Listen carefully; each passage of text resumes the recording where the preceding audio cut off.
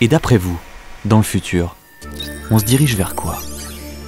On continue comme ça, sans rien changer? On fait confiance à la science? Ou alors on revient à des choses plus naturelles?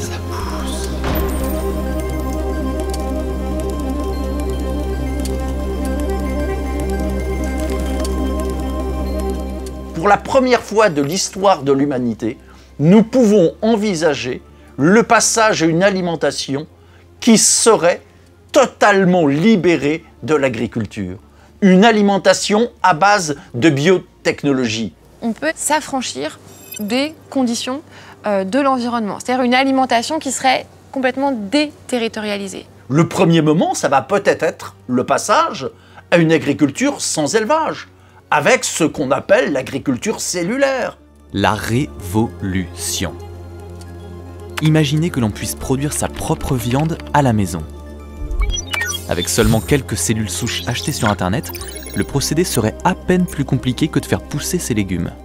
On sait que pour pouvoir aujourd'hui produire la viande nécessaire à l'ensemble de l'humanité, 150 vaches suffiraient à partir effectivement de cette production cellulaire. On peut produire du saumon synthétique à partir de cellules souches élevées en laboratoire. Du blanc d'œuf qui n'a nécessité d'élever aucune poule. Des substituts de viande à base de plantes.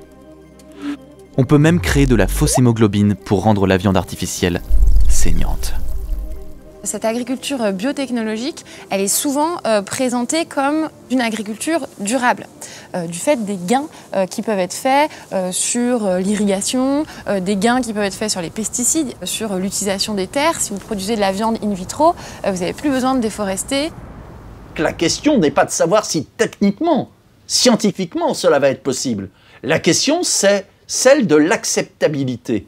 Est-ce que finalement, en se déconnectant complètement de notre environnement, on ne va pas vers plus de déshumanisation? Dans ces cas-là, on ne se pose pas vraiment la question de notre cadre de vie, de notre environnement, de nos paysages. En plus, ça va un peu à l'encontre quand même de cette demande aussi de produits localisés, de produits de terroir qui participent à l'identité d'un territoire.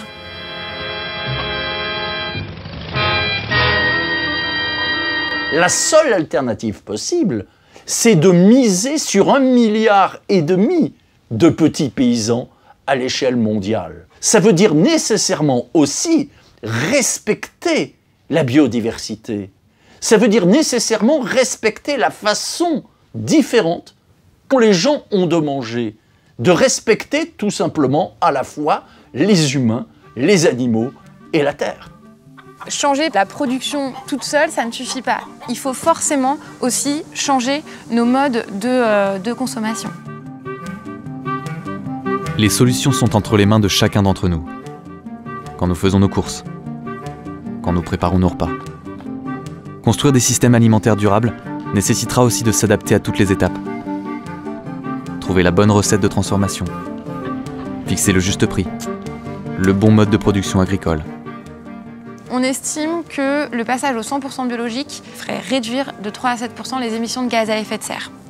Ce qui n'est pas énorme, mais si on ajoute la transformation de nos modes de consommation alimentaire, par exemple si on réduit par 3 notre consommation de viande, là les effets d'une agriculture 100% biologique sont largement supérieurs. Le changement majeur qu'il faudrait, c'est évidemment réduire les produits ultra transformés chez le consommateur pour favoriser en fait la transformation à la maison et ensuite de permettre aux agriculteurs de changer de pratique sans que ça passe par une stigmatisation. C'est-à-dire que l'idée c'est plutôt faire un accompagnement et qu'ils se rendent compte finalement qu'ils en tirent des bénéfices économiques, environnementaux, sanitaires.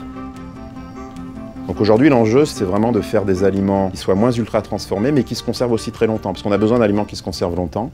Peut-être inventer de nouveaux procédés technologiques plus doux, peut-être revenir à des procédés qui existaient autrefois, comme la fermentation, pourquoi pas, les conserves, qui sont des aliments qui ont été un peu décriés et qui pourtant sont plutôt des aliments corrects, pour qu'on ait des aliments, des vrais aliments, mais qui se conservent peut-être un peu plus longtemps que ce qu'on sait faire. Ça y est, on y est. L'heure des choix a sonné. À quoi ressemblera la transition alimentaire qui vient? Quelle agriculture et quelle alimentation souhaitons-nous? Et quel magasin voulons-nous? Et si on changeait tout.